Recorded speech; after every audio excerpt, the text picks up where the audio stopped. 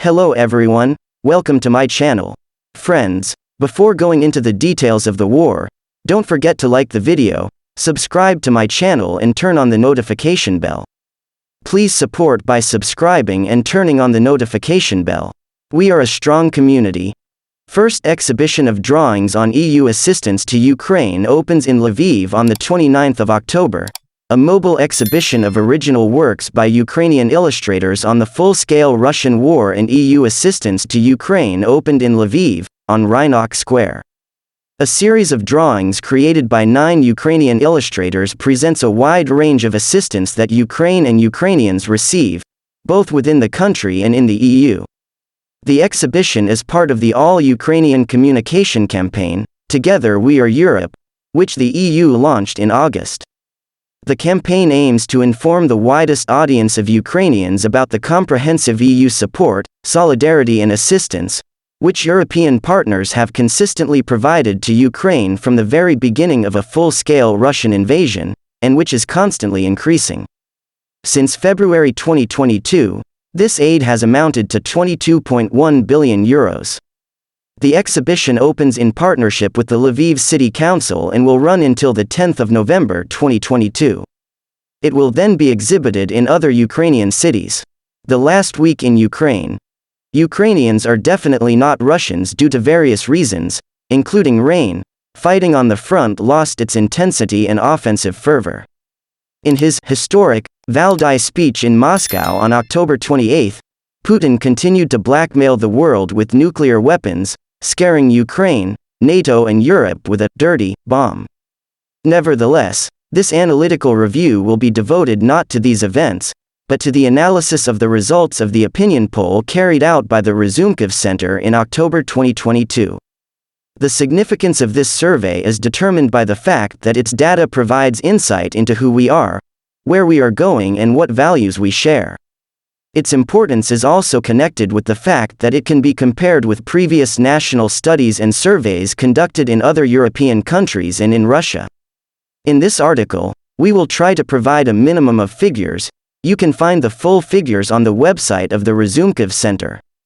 Information defense experts focused more on analyzing the significance of the results both for the country in general and for Ukrainians in particular. Who are we, and where are we now? At the end of the 1980s, Ukraine was a typical Soviet country, a pillar of communist ideology. There was a joke at the time that perestroika in the USSR stopped at the Mikhailivsky farm. After Ukraine gained, not won, its independence, the public consciousness of Ukrainians remained archaic, paternalistic, post-Soviet and post-communist. Just like the mentality of most other peoples of the Soviet Union, including Russians. Today, Ukrainians and Russians are completely different nations in terms of their values. Having begun from the same starting point, Ukrainians have acquired democracy, Europeanness, and the dominance of the values of freedom, while the Russians have remained in the post-Soviet and post-imperial paradigm. The first changes in the mentality of Ukrainians took place after the Orange Revolution in 2004, when we began to get rid of the shackles of the past and show more and more commitment to democratic values and the European civilizational choice. The civil consciousness of Ukrainians received new, powerful impetus for further qualitative, fundamental and systemic changes after the Revolution of Dignity in 2014 and actually completed its transformation after the beginning of the large-scale Russian-Ukrainian war. The polls demonstrate that Ukrainians are a single democratic nation. They associate themselves with the European family of nations, and regional and other differences are increasingly leveling out and disappearing. Democracy is the most desired state form. The war has, paradoxically, strengthened the commitment of Ukrainians to democratic values. In the period between 2010 and 2021, the number of Ukrainians who considered democracy to be the most desirable type of government system was between 48 to 56%. Since Russia began its full-scale war, it has risen, and opinion poll data shows it at 68% now. Over the last decade, the number of Ukrainian citizens among those polled who believe that the democratic political system is rather good, or very good, for our country has changed to a seemingly insignificant extent, from 85% in 2011 to 90% in 2022. However, the number of those who consider the democratic political system to be very good have risen, 54%, while previously their number did not exceed 36%. Ukraine is not threatened by the establishment of a military dictatorship, both from the point of view of traditions or public demand for such a political regime. Indeed, the large-scale war has led to an increase in the number of Ukrainians who regard the system to be rather good or very good when the military or a military regime rules, from 17.5% to 30%. However, the vast majority, 69%, of Ukrainian citizens still consider such a system to be bad. Our civilizational choice as Europe. Ukrainians have finally decided on their civilizational choice and confirmed that they belong to the European family of nations.